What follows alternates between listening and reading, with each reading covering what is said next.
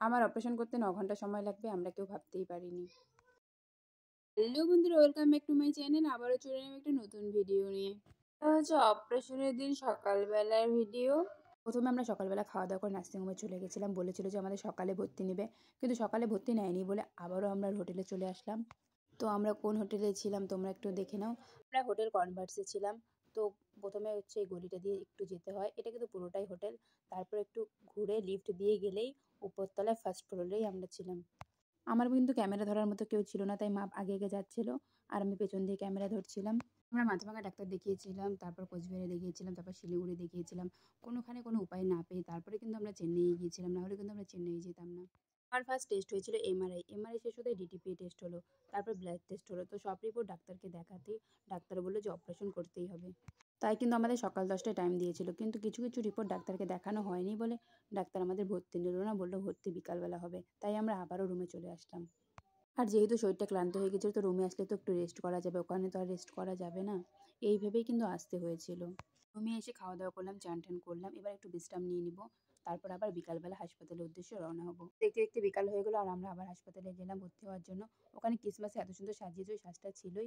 তো আমি ভর্তি হয়ে গেলাম। ভর্তি হওয়ার পরে আমাকে ওখানে খাবার দিয়ে গেল আর হাসপাতালে একটা ড্রেস দিয়ে গেলো, একটা শ্যাম্পু দিয়ে গেলো, বলে শ্যাম্পু দিয়ে স্নান করে এই ড্রেসটা পরে নাও। তো ওদের কথা মতো স্নান করে আমি ড্রেসটা পরে নিলাম। তারপর শুরু হলো আমার আবার টেস্ট করা।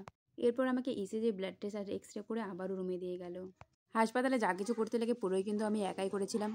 তো আমি ওটিতে একটুকুও ভয় পাইনি, কারণ আমি জানতাম যে আমার সাথে আমার গোবিন্দ আছে। তারপর ফাইনালি ওটি থেকে আমাকে রাত্রি 12টায় বের করেছে, আর সেদিন আমি কোনো ভিডিওর ক্লিপ নিতে পারিনি। তারপরের দিন যখন একটু সুস্থ হয়েছে তখন আবার কিছু ক্লিপ নিয়েছি।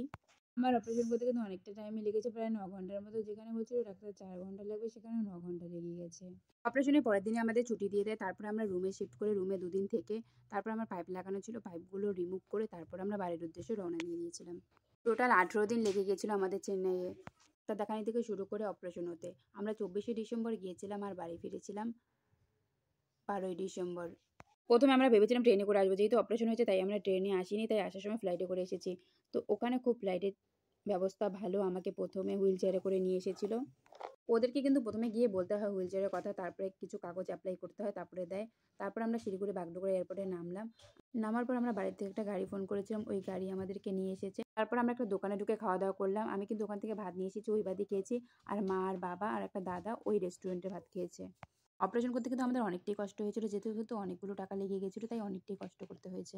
কারণ তোমরা তো জানো একটা মধ্যবিত্তর বাড়িতে এতগুলো টাকা একবারে জোগাড় করা কতটাই কষ্টকর। তবুও আমার মা বাবা, কাকু, দিদি সবাই মিলে অনেকটা চেষ্টা করেই আমার অপারেশনটা সাকসেসফুল হয়েছে। তাছাড়া তো গোবিন্দর কৃপা ছিলই, তাই তোমরা আজকে আমাকে সুস্থ দেখতে পারছো।